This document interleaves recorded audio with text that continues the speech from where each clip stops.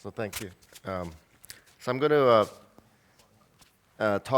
step back a little bit and talk about how does hip really rotate in the acetabulum. This has been a particular interest of mine, and I think it's becoming more important as people use more and more collision detection software. So Atta Kyopor is our engineer who did all the image analysis. All right, so as you know, all collision detection software, so like the Dynamic software or chondrometric software, really assumes that the hip rotation inside the acetabulum is fixed. And there's some data suggesting that that is not the correct assumption.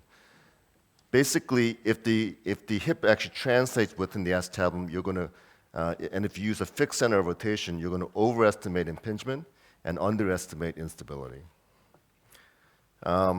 And additionally, we're starting to use more and more ultrasound measures of hip translation within the joint to detect instability conditions. And we want to know, based on other methods, what truly does happen in terms of hip rotation translation in the joint. So what we've done is, this is really a pilot study. We took a group of volunteers, and we used a high-resolution MR of the hip in certain positions and measured the center of rotation of the femoral head within the acetabulum. So it's 11 subjects. They're all volunteers. We did high-resolution scans of the hip. Basically, the subjects are positioned in certain positions with their leg, and then the same scans are done in that position. And you can see there's a whole range of positions that they were placed, including hip extension. They were turned prone, and the hip was extended. And this is sort of roughly the average range of motion that they were placed through. Basically, we were limited by the MR gantry size. So obviously, you cannot flex to 90 degrees inside the MR scan. So that was our main limitation. So all the rotations were passive, and the hip was basically, we used positioners, straps to place it in that one position and then have enough time for the scan to be done.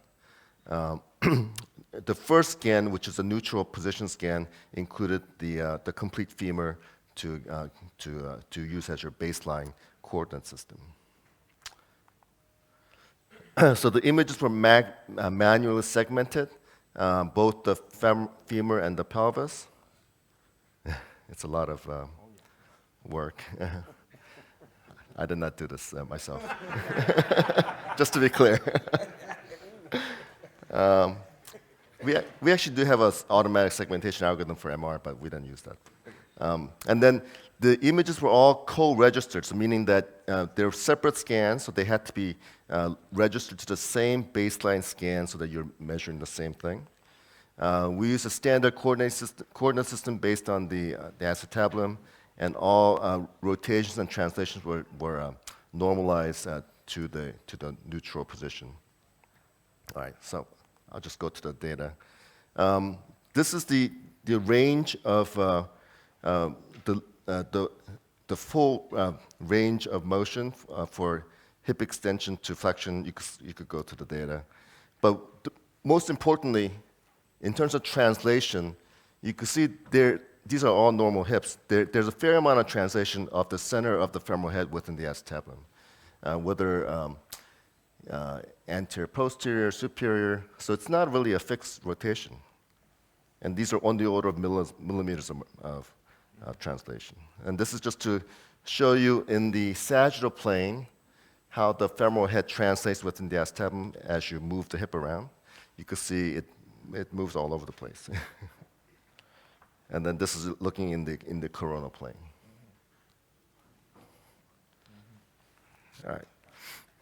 So the femoral head moves as you expect. So if you were to flex the hip, it would translate posteriorly. If you were to adduct the hip, it would translate laterally. And this is just showing you that. Okay.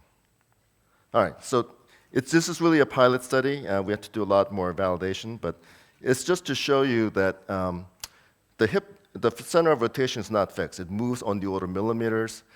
It is consistent with what we see with ultrasound. We know that if the hip translates as you put the hip in a certain position, if it translates up to like 5 millimeters, that's probably normal. Some patients with EDS, they will translate up to a centimeter, and some of the hips with post-arthroscopy with capsular defect, they will translate up to a centimeter. So we know that that is clearly pathologic. And I think there's a lot more room for study. I think if I were to use those collision detection software, I would use it carefully. I think more work needs to be done to have a better model of how the hip rotates for those computer simulation models. Thank you very much.